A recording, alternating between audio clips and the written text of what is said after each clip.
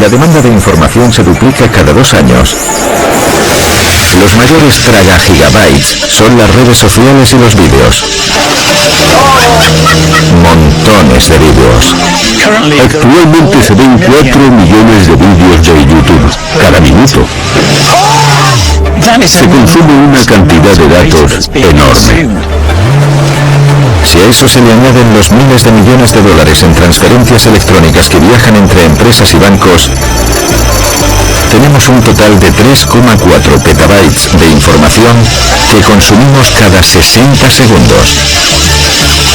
Y para los que no saben lo que es un 1 con 15 ceros detrás.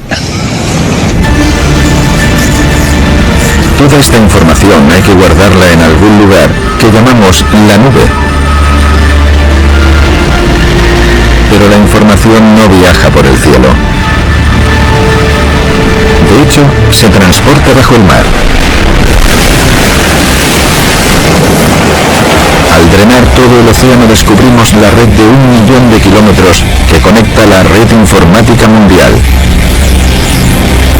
donde la información viaja a la velocidad de la luz por el fondo del mar, en estos cables que funcionan como arterias.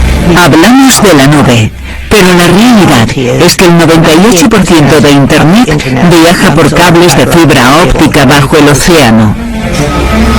Una de las zonas más ajetreadas e importantes para Internet está aquí, bajo los mares de China, en el estrecho de Luzón, entre Taiwán y las Filipinas. Y como todos los cables bajo el mar, esta autopista de la información puede ser atacada. Desde el depredador más temido del océano que podría morder los cables, hasta enredos con animales aún más grandes. Esta grabación nos muestra lo que sucedió cuando una ballena jorobada se quedó atrapada en un cable de información desconectado en la costa de Noruega. Los bomberos consiguieron liberar a la ballena, pero hubo que cortar el cable, lo cual causó un apagón informático en algunas zonas de Escandinavia.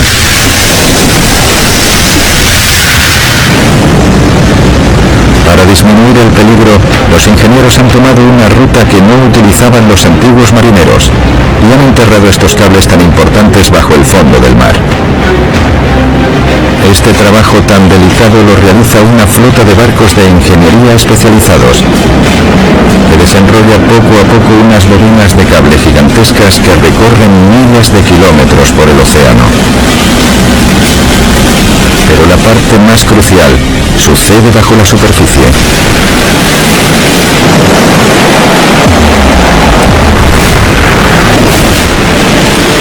Al drenar el agua del océano, quedan al descubierto las gigantescas máquinas que conforman la red informática mundial. Un arado del tamaño de una casa que se arrastra por el fondo del mar. Un chorro de agua a alta presión cava una zanja de 3 metros de profundidad y se entierra el cable en ella.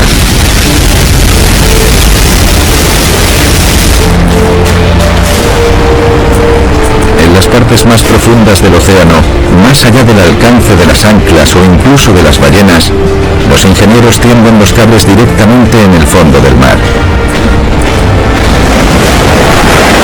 Al drenar el cañón más profundo del estrecho de Luzón, revelamos la mayor arteria de información que conecta Asia con Occidente.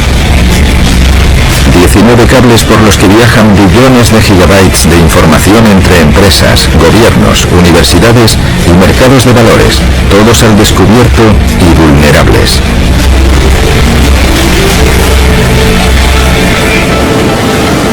Graham Evans es el gerente de una compañía que planea por dónde se tienden los cables a través de los océanos del mundo. El fondo del mar no es plano y liso. Algunas zonas son extremadamente rocosas. Y hay que rodear algunos de estos accidentes geográficos. Su trabajo es encontrar el camino más corto entre el punto A y el punto B. Pero evitar los obstáculos submarinos significa que los cables se encuentran en lo que se conoce como zona de encuentro. Como el estrecho de Luzón, que tiene 19 cables que unen Oriente y Occidente. ¿Por qué es una zona de encuentro? Porque no hay otras rutas para cruzar desde Asia hacia los Estados Unidos o desde Asia a Japón.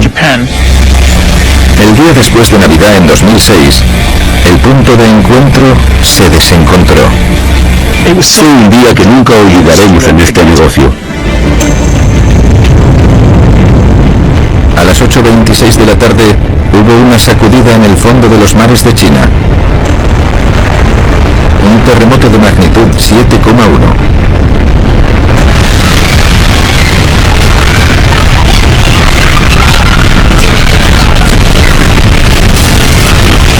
En Taiwán se derrumbaron edificios. Murieron 2 personas y hubo decenas de heridos. Pero eso no fue todo. En las profundidades del cañón, en el estrecho de Luzón, el terremoto tuvo una segunda fase. Una enorme avalancha submarina. En este caso en particular fue una tormenta perfecta. Había habido una gran acumulación de sedimentos en la parte superior del cañón y no hizo falta mucho para provocarla. Los cables de información en el fondo del cañón estaban en su camino. Desde el fondo del cañón se habría visto una masa enorme de barro negro avanzando.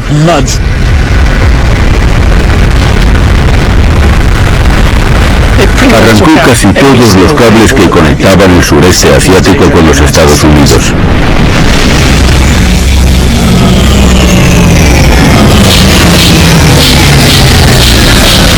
Se cayó Internet.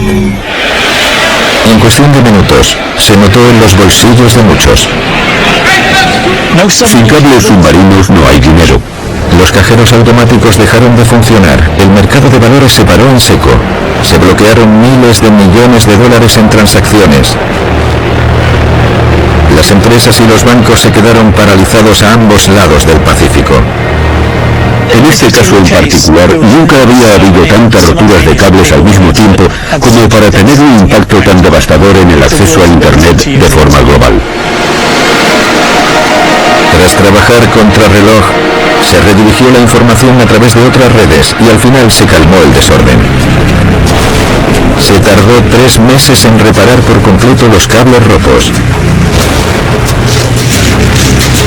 Este equipo de cableado y otros como ellos estarán ocupados durante decenas de años en el futuro mientras sube la demanda de la información con las economías emergentes asiáticas como motor.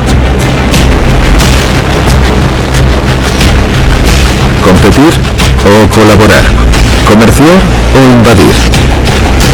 Estos instintos gemelos del ser humano siguen defendiendo los mares de China. Al drenar el océano de esta zona, revelamos un pasado turbulento. Exponemos la verdad tras una misteriosa leyenda.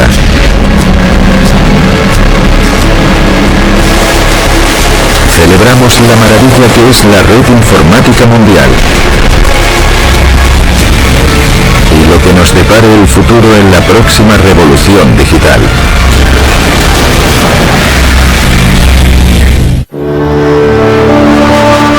¿Es el paisaje de un planeta lejano?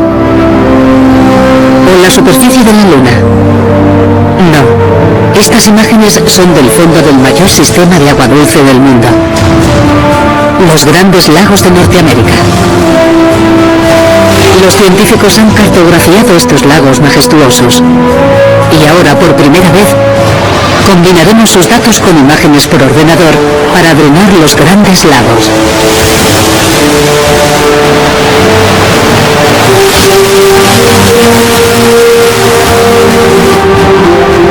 Descubriremos un extraordinario mundo oculto mientras drenamos los Grandes Lagos. Acantilados de cientos de metros de altura donde pudo vivir el hombre primitivo. Valles fluviales perdidos y cataratas sumergidas. Un encuentro alienígena posiblemente catastrófico. E incluso una visión única de nuestra propia historia, jamás contemplada hasta ahora.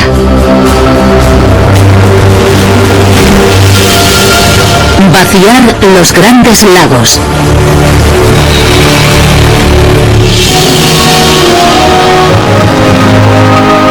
Los lagos más grandes del mundo se han llamado mares interiores, océanos de agua dulce.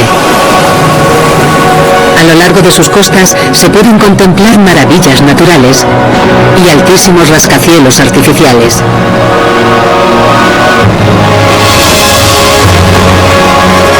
Es el hogar de 34 millones de personas que viven a orillas del agua.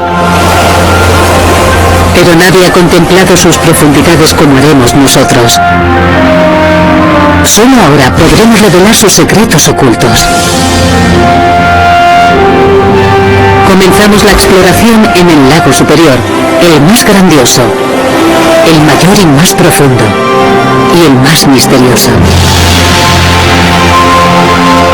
A lo largo de la costa sur se encuentra el Parque Nacional de Pitt Red Rocks, llamado así por los acantilados de colores que surgen del fondo. Pero el paisaje no es lo que hace importante este lugar. Lo que nunca se ha visto es lo que yace frente a la costa, bajo el agua. Si drenamos el agua a tan solo 40 kilómetros de Pitt Red Rocks, ¿qué encontraremos? Por primera vez podemos revelar el paisaje oculto de la parte más honda de la cuenca de los Grandes Lagos.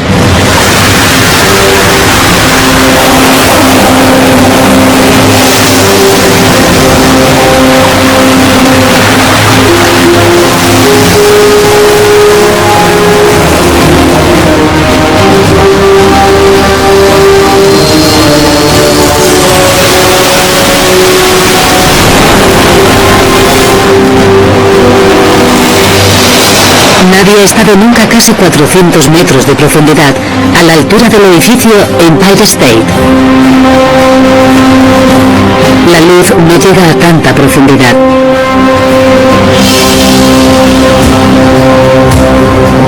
Es un paisaje realmente alienígena.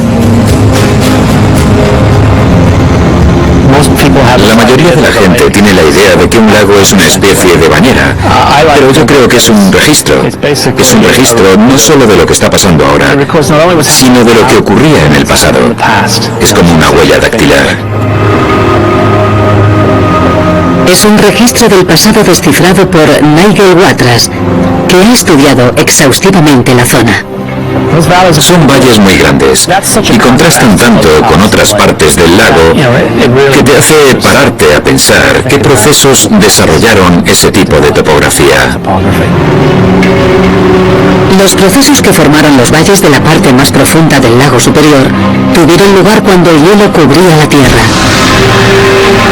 Si hace 20.000 años hubiésemos mirado desde el espacio, habríamos visto esto. Una gran placa de hielo que cubría la parte del mundo donde están los Grandes Lagos. Se cree que el hielo tenía más de 1,5 kilómetros de espesor en algunos sitios, mucha más altura que ciudades como Chicago o Toronto. Durante miles de años, la capa de hielo hizo presión hacia abajo y reformó la Tierra. Perforó profundos agujeros. Cuando el hielo empezó a derretirse y se retiró, las profundas depresiones se llenaron de agua fría de glaciar. ¿El resultado?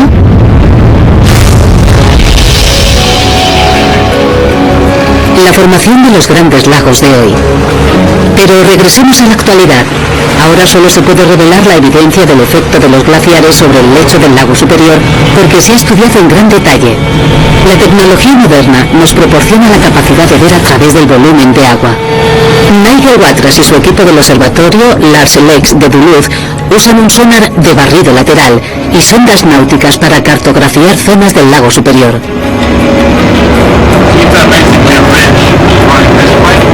Como el sonido viaja con facilidad por el agua, puede llegar hasta las zonas más hondas del lago superior para descubrir su forma y su tamaño con un detalle asombroso. Los datos recogidos por las ondas nos permiten recrear la parte más profunda del lago superior con gran realismo. A 400 metros de profundidad, por fin se puede apreciar cómo se formó.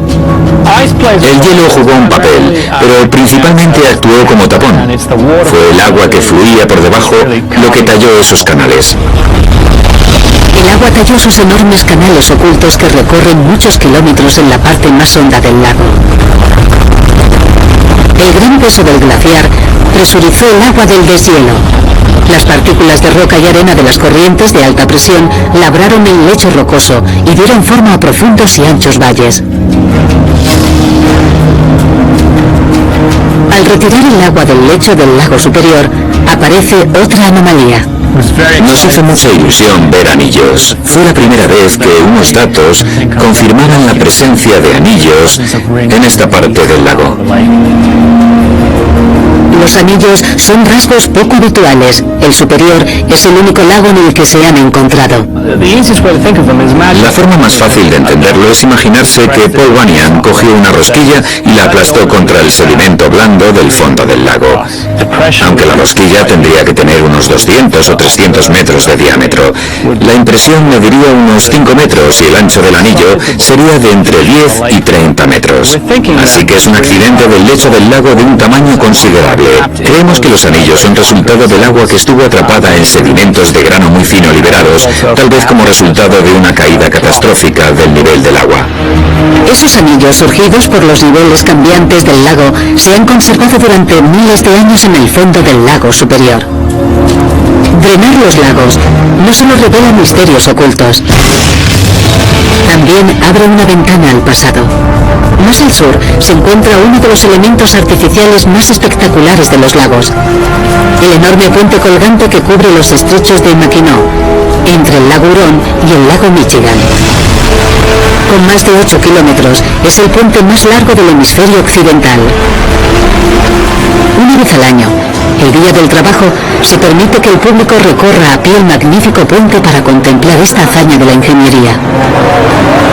Los ojos del puente son lo bastante altos y anchos para permitir el paso de grandes barcos de carga. Miles de personas aprovechan la oportunidad de cruzarlo a pie, pero muy pocas o ninguna son conscientes de lo que yace bajo la superficie. Si drenamos los estrechos de Mackinac, ¿qué descubriremos?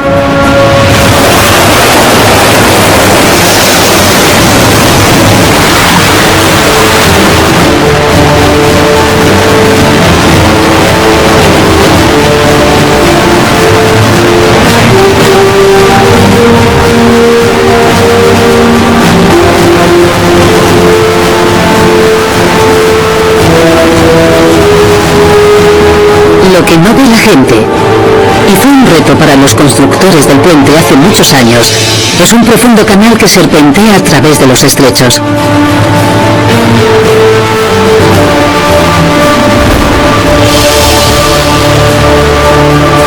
Es una garganta de 40 kilómetros de largo por 1 kilómetro de ancho que se encuentra bajo el centro del puente. Mientras recorremos el canal oculto, nos preguntamos cómo surgió. ¿Es la prueba de que los grandes lagos no fueron siempre como ahora? ¿Qué ocurrió hace muchos años para crear este extraordinario accidente? La respuesta puede estar en una expedición más al sur, en el lago Huron. Una expedición que encontrará pruebas increíbles de cataratas sumergidas tan grandes como las cataratas del Niágara y con ellas, más revelaciones del pasado de los grandes lagos.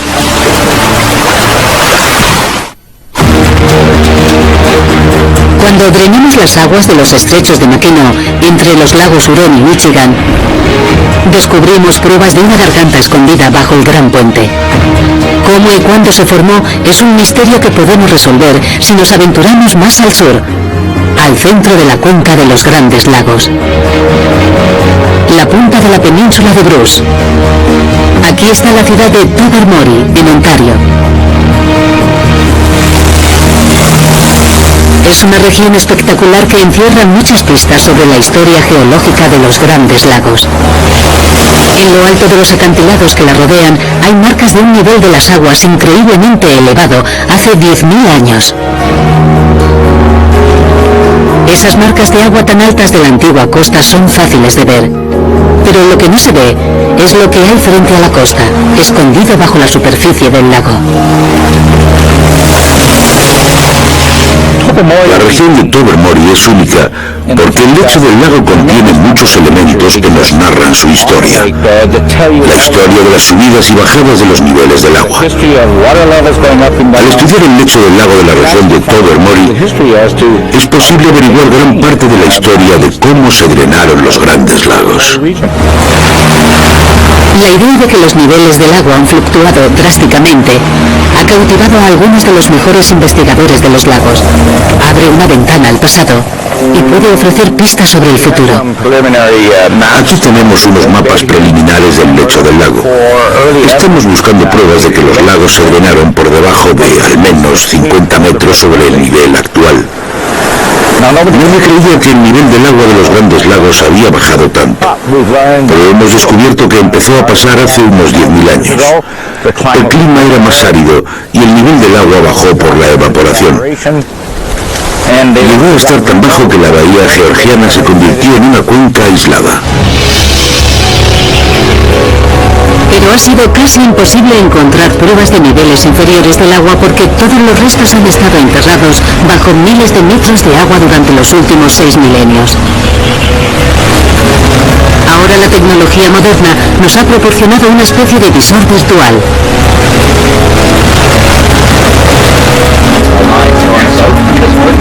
El barco del Servicio Hidrográfico de Canadá está equipado con ecosondas. Para un geólogo lo más emocionante es poder ver algo en 3 dimensiones. Podemos movernos alrededor, mirar todos los lados del canal y ver cómo fluyó el agua desde lo alto de la escarpadura. Y luego podemos ver la piscina que se formó en el fondo. Usando estos nuevos datos, ¿qué aspecto tendrá el fondo cuando drenemos el agua que rodea la península de Bruce? Si hubiésemos estado aquí hace 7.500 años, el lago habría estado totalmente seco. La escarpadura habría estado expuesta y habría un río fluyendo de norte a sur. En realidad giraba al este en este punto y fluía hacia el este sobre esa escarpadura para formar la cascada de Dunks Point.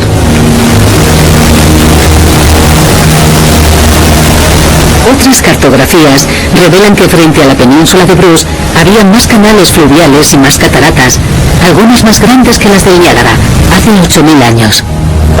Esta es la prueba clave. Ahora sabemos que el clima afecta al nivel del lago. Por ejemplo, un cambio de 1 metro en el nivel del lago afecta a la economía. Y podemos fijarnos en el pasado como clave para el futuro, para que nos ayude a comprender lo que la madre naturaleza y la humanidad van a hacer con el nivel del lago y lo que podemos hacer en el futuro para adaptarnos.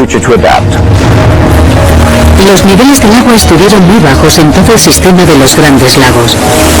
Los lagos están interconectados y lo que afecta a uno afecta a todos. Hace 7.000 u 8.000 años, cada lago habría sido una cuenca aislada con pocos o ningún río fluyendo entre ella.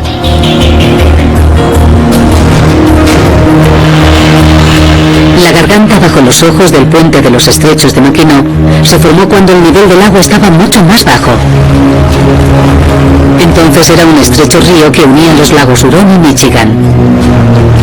El bajo nivel del agua se mantuvo durante el tiempo necesario para cortar y tallar el lecho marino, dejando tras de sí esta evidencia de un antiguo canal fluvial. La geología de los grandes lagos es tan reciente que pudo producirse cuando el ser humano ya vivía en Norteamérica.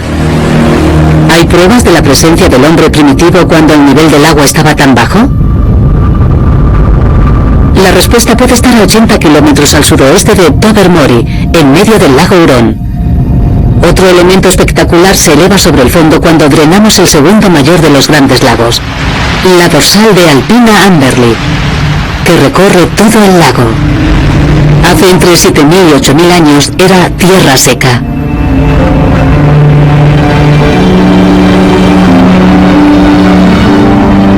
Es una enorme cordillera de piedra caliza que resistió a la placa de hielo y ahora está en el fondo. Es una elevación escarpada de pura roca que en la cara norte se hunde a cientos de metros.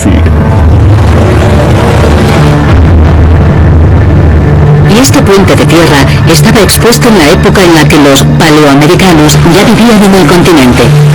¿Pudieron vivir y cazar aquí? Y después de tanto tiempo, ¿puede haber algo bajo el agua que aún delate su presencia? Desde un punto histórico es importante no solo por los yacimientos en sí, sino porque representan una oportunidad que nunca tendríamos en tierra. Teniendo en cuenta que permanecen tal y como los dejaron los cazadores, es como una Pompeya bajo el agua. Usando un RV, un vehículo teledirigido, Jonas y su equipo de la Universidad de Michigan han buscado en el lecho del lago cualquier cosa que pudiera sugerir la presencia de humanos en la cordillera.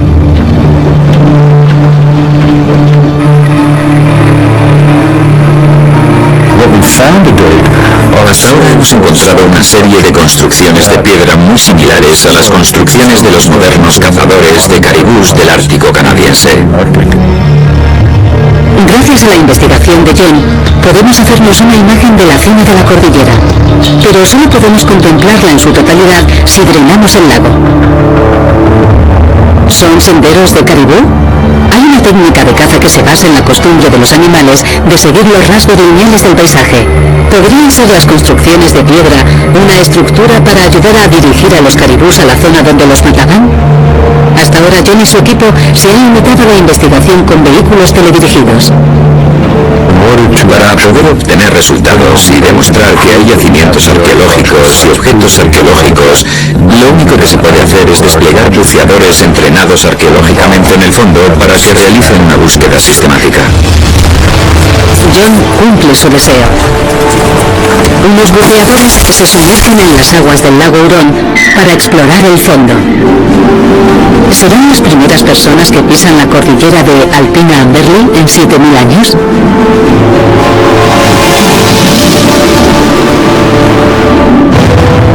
Cuando drenamos el lago Hurón, la impresionante dorsal de Alpina Amberley se yergue en medio del lago. Hace entre 7000 y 8000 años, esta elevada cordillera era tierra seca. Un equipo de arqueólogos cree que está descubriendo pruebas de que el hombre primitivo vivía y cazaba en estas montañas. Cuando se drena el agua, aparecen formaciones de rocas que parecen construidas por el hombre para cazar caribús. Se espera que una nueva expedición arroje más luz. Es el primer día que vamos a realizar una inmersión para investigar una de esas sendas de caribús. Es muy emocionante porque todo lo que veamos en la inmersión será una auténtica novedad.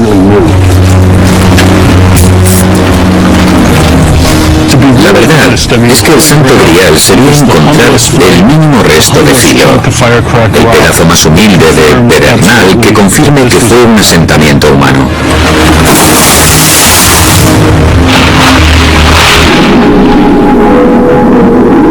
A 80 kilómetros de la costa del lago Hurón, los buceadores se sumergen por primera vez en esta parte de la cordillera.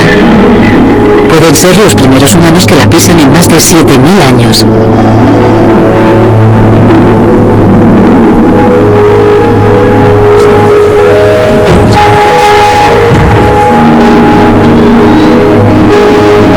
Los buceadores empiezan a documentar y estudiar este paisaje subacuático único.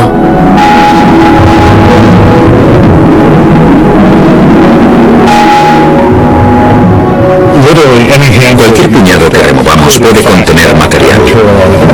Cada vaso está cuajado de potencial y mientras lo observo en la pantalla puedo decir, vale, quiero ver eso.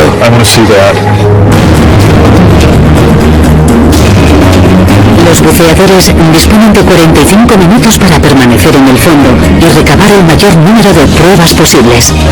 Ahí va la cesta. La expedición resulta fructífera. Hay muestras incontables que el equipo puede analizar y estudiar. Una pequeña piedra con el borde afilado ofrece grandes esperanzas. Parece un bulbo. Lo normal es que una hoja de este tamaño sea una lasca de una hoja de doble filo, una hoja del terciario. Se produjo al modificar el filo, al afilarlo. Cuando volvieron a afilar una herramienta o la modificaron. Y por eso es tan pequeña. Recuerden que dije que me bastaba la pieza más modesta. Y esta es una pieza modesta y pequeña.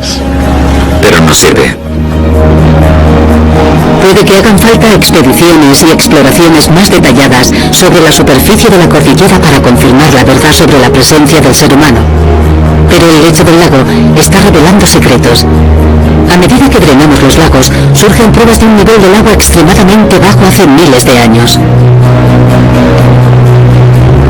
Más al sur, el agua del lago Hurón fluye hacia el menor de los lagos, el lago Erie.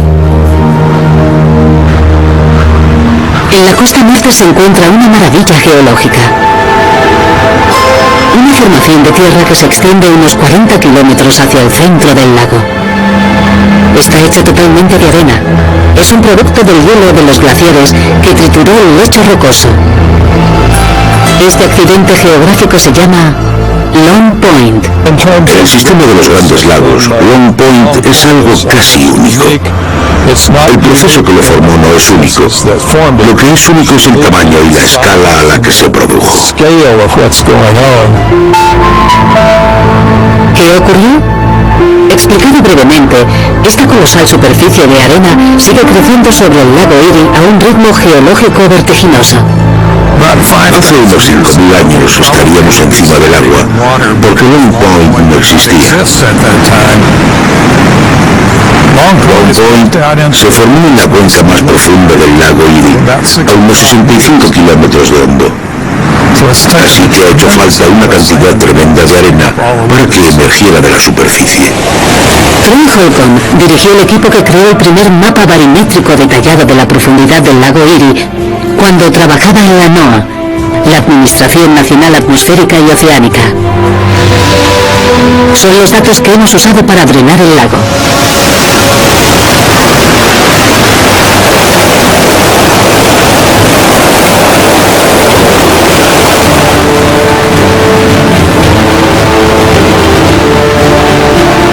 Al bajar el nivel del agua, vemos que surgen dos enormes bancos de arena, la escarpadura de Long Point y la cordillera de Clear Creek, ocultos a la vista hasta ahora. Ambas dorsales de arena casi forman un puente sobre el lago.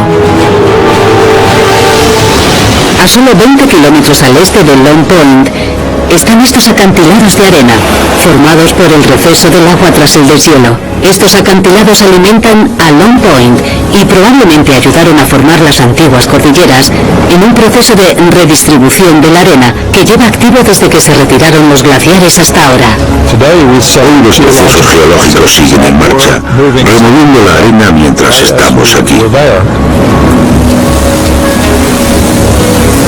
Esta zona se está erosionando muy deprisa. Pueden verse barro y arena en el agua. El viento viene del sudeste, así que la corriente que arrastra la arena va hacia el este. Y al final llega hasta el extremo de Long Point. Se aprecia la dinámica de sedimentación que está teniendo lugar.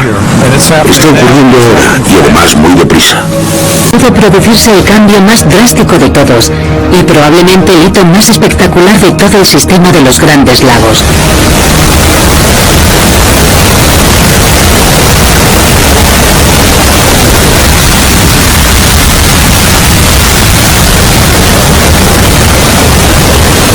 Las cataratas del Niágara. En un solo minuto, caen casi 135 millones de litros de agua sobre la turbulenta garganta del Niágara. Todo el agua de la cuenca de los Grandes Lagos recorre este estrecho pasillo. La potencia y la fuerza del agua recortan constantemente la garganta. Desde la retirada de los glaciares, las cataratas se han movido corriente arriba unos 11,5 kilómetros desde el lago Ontario hacia el lago Erie.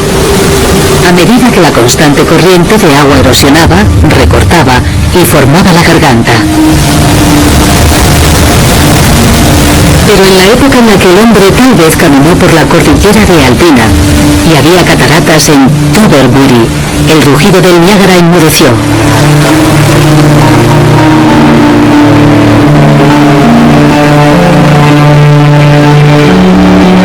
Si drenásemos el Niágara y lo dejásemos como estaba hace entre 5.000 y 10.000 años, esto es lo que veríamos.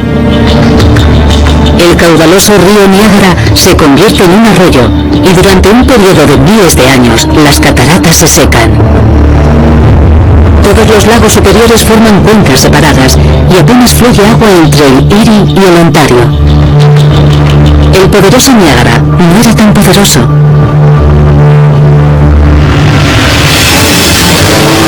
Corriente abajo desde las cataratas está el lago Ontario. Al drenar este lago, descubrimos inquietantes pistas sobre su turbulento pasado y su incierto futuro. Hace 5.000 años, el agua empezó a subir en todos los grandes lagos. Una masa de aire cálido tropical se estableció en la cuenca de los grandes lagos y las precipitaciones llenaron los lagos hasta que alcanzaron su nivel actual. El Niágara empezó a fluir, Long Point empezó a formarse y en el lecho del fondo del lago Ontario pasó algo inusual.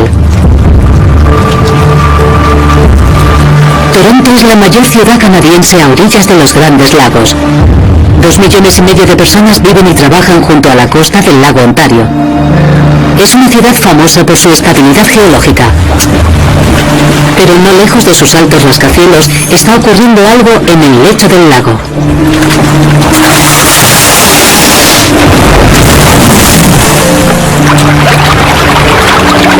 Se han hallado largas cordilleras llenas de grietas que surcan el fondo del lago.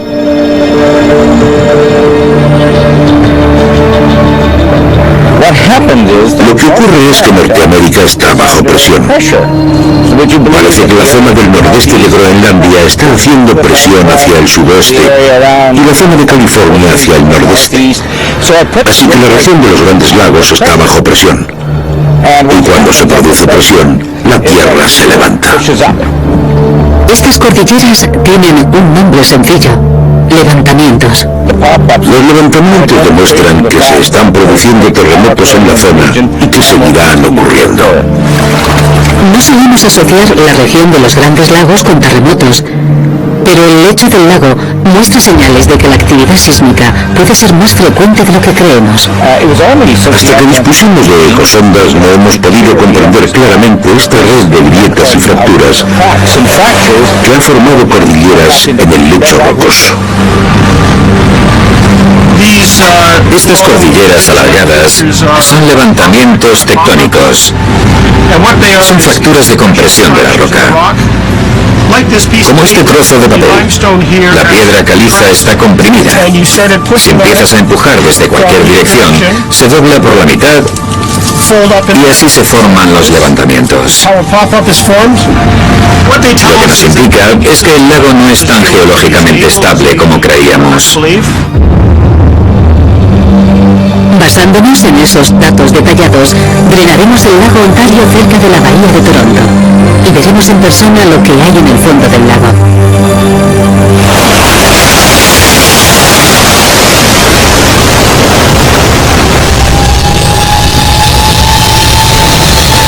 El número de levantamientos interconectados es abrumador. Miden entre 1 y 3 metros de alto, entre 5 y 10 metros de ancho, y pueden recorrer muchos kilómetros a lo largo del fondo del lago. Nadie sabe con seguridad qué antigüedad tienen, pero con esta prueba de actividad sísmica, ¿qué encierra el futuro para esta parte de los Grandes Lagos? El sur de Ontario tiene un historial de terremotos de muy poca amplitud. Hay muchos pero muy pequeños. ¿Habrá grandes terremotos en el futuro que debamos tener en cuenta? Creemos que no. Pero hay que investigar para asegurarnos de construir estructuras lo bastante fuertes para resistir el peor terremoto previsto o la fuerza más potente ejercida sobre esas estructuras. Drenar el lago Ontario no solo revela el posible futuro, también nos da una visión de su turbulento pasado. En el extremo este del lago, cerca de la salida del río San Lorenzo, hay una formación extraña y misteriosa justo debajo de la superficie. Es el bajío de Charity, a unos 20 kilómetros de la costa, justo en la frontera entre Canadá y Estados Unidos. Es una cordillera poco profunda, con un faro que ayuda a desviar a los barcos de sus peligrosos bajíos. Varios recientes estudios revelan una anomalía circular. pero su origen es un misterio. Hoy van a examinar en detalle por primera vez el bajío de Charity con ecosondas. Mientras el barco recoge el bajío, el elemento comienza a cobrar forma. Surge una imagen parecida a un cráter. Pero, ¿qué hace un cráter en los Grandes Lagos? Troy Holcomb, de la Universidad A&M de Texas, lleva años interesado en esta formación y ahora quiere resolver el misterio del bajío de Charity. Según lo que hemos visto, el bajío de Charity es una formación muy antigua que ha sido reexcavada por la erosión glaciar. Aún parece posible que sea un cráter de un impacto extraterrestre, pero todavía no se ha confirmado. Sí, es impresionante. Te das cuenta del tamaño que tiene.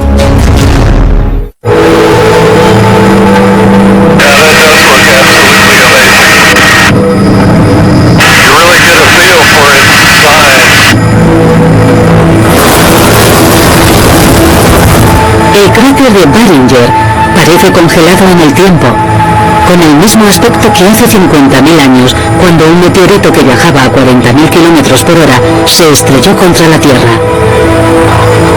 ¿Alguna vez fue así el bajío de Charity?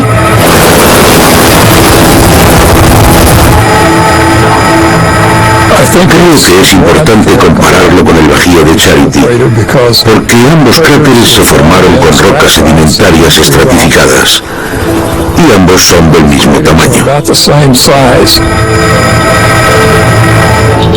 En el bajío de Charity vemos dorsales que parecen los bordes expuestos de lechos rocosos en la cima de la cordillera, iguales que los de aquí, solo que en el caso del bajío de Charity están erosionados. Ambos cráteres son casi redondos y tienen un borde continuo. Los dos miden unos 1.200 metros de diámetro. Es un rasgo importante porque significa que ambos son cráteres. Si el bajío de Charity es realmente un cráter de impacto, significa que ambos cráteres pudieron sufrir la caída de un proyectil del mismo tamaño y con la misma explosión. Como en el cráter de Barringer, un meteorito de 50 metros de diámetro pudo caer en pleno campo primigenio de Ontario y una explosión de entre 10 y 20 megatones creó el bajío de Charity. Cuando drenamos el bajío de Charity, apreciamos las similitudes, pero ha sufrido al menos 4 glaciaciones y lleva miles de años bajo el agua. Es una sombra de lo que fue. Pero es posible que, si hace millones de años estuviésemos al borde del bajío de Charity, tuviera este aspecto.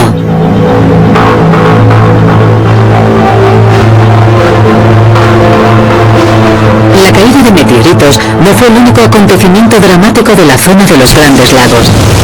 Estos mares interiores se ven azotados por violentas tormentas que mandan a pique a los barcos. A medida que seguimos drenando los lagos, revelamos las pruebas más dramáticas de la ferocidad de la naturaleza. Al drenar los Grandes Lagos, se revela parte de nuestra historia diseminada por el fondo. Naufragios. Hay unos 6.000 esparcidos por los 5 Grandes Lagos, reliquias de madera y metal ocultas bajo la superficie del agua, que ahora podemos apreciar en toda su gloria.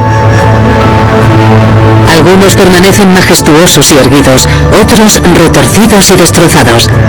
Los naufragios constituyen uno de los mayores espectáculos cuando se drenan los Grandes Lagos.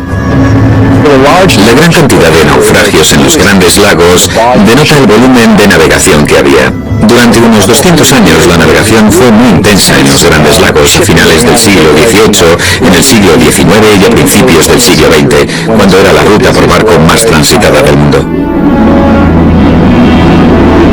Russ Green trabaja en el Santuario Marino Nacional de la NOAA en Thunder Bay, en la costa del lago Hurón. Aquí, como en muchas otras zonas de los Grandes Lagos, hay muchos pecios diseminados por el fondo. Lago no es el término correcto. Es el mayor sistema de agua dulce de la Tierra, es enorme.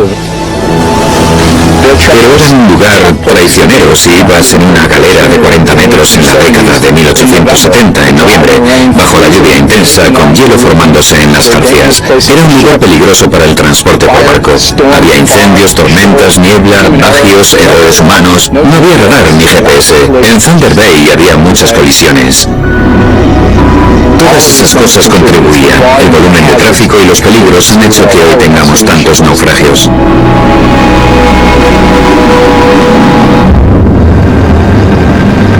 En el sector nordeste del lago Michigan, el canal de Manitou es una zona espectacular en la superficie.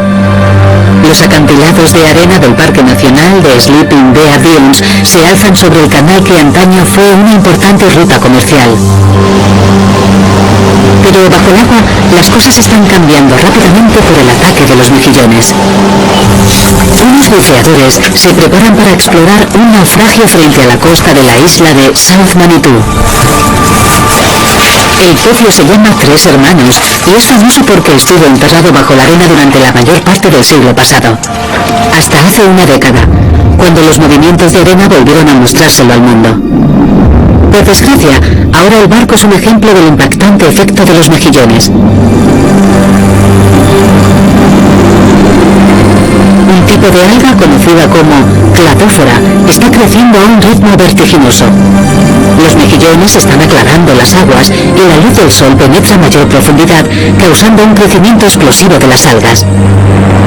Esta cladófora está muriendo y formando una gran masa en descomposición cerca del pecio. Las algas muertas liberan una toxina letal para los peces y las aves. En el canal de Manitou se está produciendo una debacle ecológica. Parece que hay una capa espesa de conchas de mejillones alrededor del exterior del casco. Y aquí hay claváforas muertas pudriéndose. Además hay muchísimas. Creo que hay claváforas totalmente muertas en el fondo. El volumen es muy grande y vemos cómo se han abierto paso alrededor del casco. Han llegado hasta allí por la fuerza de las olas. Pero ya se ven peces que acaban de morir, lo que significa que está activa, que se está pudriendo y está produciendo la toxina del botulismo. Me pregunto dónde más estará ocurriendo. Que yo sepa, no está pasando en más lugares en los Grandes Lagos. Pero si está pasando aquí, tiene que estar pasando en más sitios. Por el Parque Nacional de Sleeping Bear Dunes y el Programa de Estudios del Agua de los Grandes Lagos de la Universidad de Northwestern Michigan está usando ecosondas para entender mejor este problema ecológico que afecta a esta parte del lago Michigan. En esta zona de profundos acantilados y lugares donde la batimetría cambia con rapidez, esperamos encontrar depresiones cercanas a la costa, donde sospechamos que se acumulan las algas. Estamos moviendo el sistema por encima de lo que llamamos el cementerio de claváforas. El cementerio de claváforas es el nombre de la zona que rodea el naufragio de los Tres Hermanos. Esperan que la ecosonda les dé pistas sobre lo que está sucediendo. Aparece algo en el agua de esa zona. Sí, creo que eso funcionará.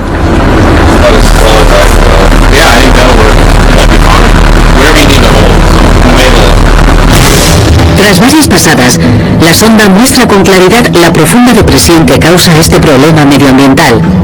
El naufragio está en medio de la depresión de arena y debido a ese rasgo geológico, las algas quedan atrapadas y se pudren en esta zona. Hemos drenado el canal de Manitou, pero ¿cuántas zonas como esta habrá en el resto del lago Michigan y los Grandes Lagos? ¿Será la primera fase del final de los Grandes Lagos tal y como los conocemos? Creo que nuestros lagos no están condenados. Llevamos aquí miles de años y seguiremos aquí miles de años más. Nuestro ecosistema está sufriendo un grave cambio. Los cambios ocurridos en los últimos 20 o 30 años han sido dramáticos. Los lagos son bastante fuertes, pero ¿cómo será el nuevo ecosistema? ¿Cómo evolucionará y cómo interactuaremos con él? Hay muchas historias legendarias sobre los Grandes Lagos, pero ninguna tan cautivadora como la más icónica de ellas, la del hundimiento del Edmund Fitzgerald. Al drenar los grandes lagos, hemos descubierto pruebas dramáticas de un pasado rico y variado, tanto natural como artificial, y maravillas geológicas ocultas a la vista de todos. Estos mares interiores eran la vía de entrada en el continente, y el rastro de naufragios demuestra que eran los lagos los que mandaban. Sobre todo en el mayor de ellos, el lago superior. Sus aguas son las más profundas y sus tormentas las más violentas. Siguen siendo un reto hasta para los barcos más modernos.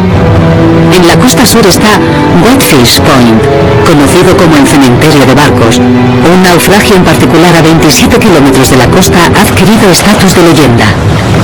No cabe duda de que el naufragio más icónico de los 6.000 que se han producido en los Grandes Lagos fue la pérdida del Edmund Fitzgerald en 1975. El Edmund Fitzgerald es el mayor barco hundido en los Grandes Lagos. Y al drenar el agua del lago superior, podemos ver ese magnífico barco como nunca se había visto.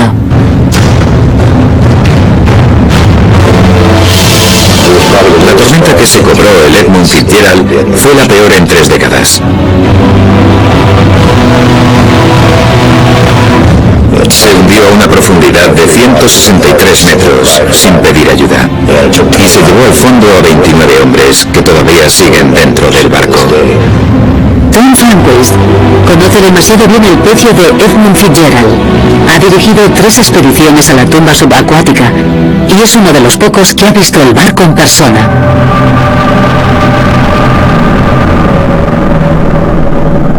La exploración del Edmund Fitzgerald reveló que el barco está gravemente dañado. Se partió por la mitad y la sección de proa, que debe medir unos 60 metros, todavía sigue en pie casi recta sobre la quilla. La proa se torció y cayó boca abajo. De acuerdo con los datos del radar del barrido lateral, estas imágenes muestran cómo yace el Edmund Fitzgerald sobre el lecho del lago a 163 metros de hondo. Las imágenes denotan la intensidad de la tormenta y la velocidad a la que se hundió. Si drenásemos el lago superior, se apreciarían los daños causados en el fondo por el impacto del barco. El resto del fondo parece un paisaje lunar. Es bastante liso, con agujeros aquí y allá, pero cuando te acercas al Edmund Fitzgerald, parece que ha labrado un surco en la nieve. El barco empujó la arcilla a ambos lados y abrió literalmente un surco al hundirse. Los expertos marítimos y los ingenieros navales creen que el barco se hundió a unos 56 kilómetros por hora. Y a unos 8 metros bajo la arcilla chocó con el lecho rocoso y empezó a partirse. Es una montaña de acero que está en muy buen estado por algunos sitios, conserva la pintura, es muy visible y aún se puede leer el nombre. Así que de momento está muy bien conservado en las aguas frías y profundas del lago superior. He visto muchos naufragios a lo largo de 2 décadas, pero ninguno me ha conmovido tanto como el del Edmund Fitzgerald, que se llevó 29 marineros y ocurrió en nuestra época. Sigue siendo el naufragio más misterioso de los Grandes Lagos.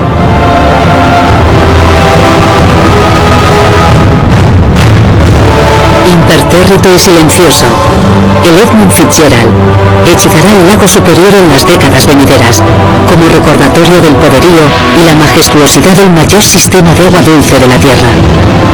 Un sistema cuyo mundo subacuático secreto ha sido revelado por primera vez al drenar los Grandes Lagos.